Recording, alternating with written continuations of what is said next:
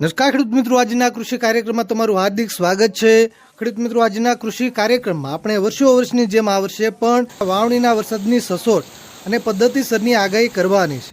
ખેડૂત મિત્રો, ગયા વર્ષે પણ આપણા લગભગ બધા જ અનુમાનો સત્યની નજીક રહ્યા હતા અને આ વર્ષે પણ આપણા તમામ અનુમાનો સત્યની નજીક રહે તેવી જ આશા રાખીએ છીએ, જેમાં આપણે જૂની પદ્ધતિ અને નવી વૈજ્ઞાનિક પદ્ધતિઓની સંભાવનાઓને ધ્યાનમાં લઈ વાવણીનો વરસાદ કઈ તારીખે થશે અથવા તો વાવણીનો પહેલો વરસાદ સારો થશે કે નબળો થશે, સાથે બંગાળની ખાડીમાં બની રહેલા ભયંકર વાવાઝોડાની પણ વાત કરીશું કે તેની અસર આપણા ગુજરાતમાં શું થશે। વિડીયો શરૂ કરતા પહેલા ખાસ આ વિડીયોને લાઈક કરવાનું ભૂલતા નહીં। આવી જ રીતે આપણા ખેડૂતોના હિત માટેના કોઈ પણ ઉપયોગી સમાચાર સૌથી પહેલા જોવા માટે આપણી આ ચેનલને ખાસ સબસ્ક્રાઇબ કરવાનું પણ ભૂલતા નહીં। તો મિત્રો, સૌ પ્રથમ તો તમને આપણી જૂની પદ્ધતિ વિશે માહિતી આપું અને ત્યારબાદ નવી વૈજ્ઞાનિક પદ્ધતિ વિશે માહિતી આપીશ અને આ બંને પદ્ધતિઓને ઊંડાણપૂર્વક સમજ્યા બાદ વાવણીના વરસાદની સાચી તારીખો ઉપર નજર નાખીશું। તો મિત્રો, જૂની પદ્ધતિના આધારે આ વર્ષે વરસાદનું પહેલું નક્ષત્ર 8/6 વાર બુધવારના દિવસે બેસવાનું છે। મિત્રો, આ નક્ષત્રનું નામ છે મૃગશીર્ષ નક્ષત્ર।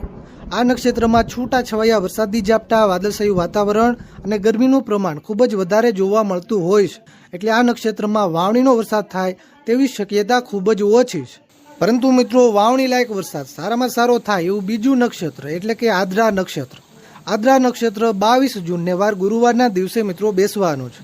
આદ્રા નક્ષત્રનું વાહન આ વર્ષે ઘેટું છે, જેથી બીજા નક્ષત્રમાં આપણે વાવણી લાયક સારામાં સારા વરસાદની અપેક્ષા રાખી શકીએ।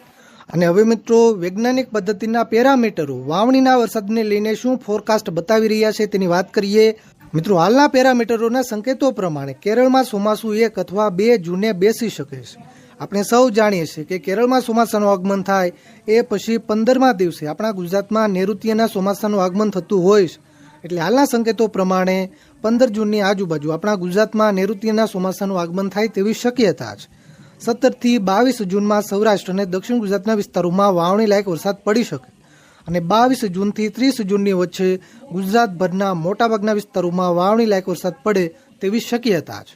અને મિત્રો, વાવાઝોડાની વાત કરીએ તો બંગાળની ખાડીનું વાવાઝોડું તૈયાર થઈ રહ્યું છે। વાવાઝોડાનો જે ટ્રેક રહેવાનો છે, રસ્તો રહેવાનો છે, એ પૂર્વના ભાગોમાં રહી શકે। આ સંભવિત વાવાઝોડાથી આપણા ગુજરાતને કોઈ ખતરો નથી। આપણા ગુજરાતના ખેડૂતોએ કોઈ ચિંતા કરવા જેવું નથી। અરબી સમુદ્રમાં મિત્રો કોઈ વાવાઝોડું બન્યું હોય તો એ ગુજરાતને અસર કરે તેવી શક્યતા હોય છે, પણ બંગાળની ખાડી જે આપણા ગુજરાતથી હજારો કિલોમીટર દૂર છે, એના વાવાઝોડા સાથે આપણા ગુજરાતને કોઈ સંબંધ નથી, કોઈ લેવા દેવા નથી। તો મિત્રો, આ વિડીયોને તમારા બધા જ ગ્રુપમાં શેર કરજો, જેથી બધા ખેડૂત મિત્રો સુધી વાવણીના વરસાદ વિશે માહિતી પહોંચે, વાવાઝોડાની પણ માહિતી પહોંચી જાય। આ વિડીયોને લાઈક કરવાનું ભૂલતા નહીં। આવી જ રીતે આપણા ખેડૂતોના હિત માટેના કોઈ પણ ઉપયોગી સમાચાર સૌથી પહેલા જોવા માટે આપણી આ ચેનલને ખાસ સબસ્ક્રાઇબ કરવાનું પણ ભૂલતા નહીં।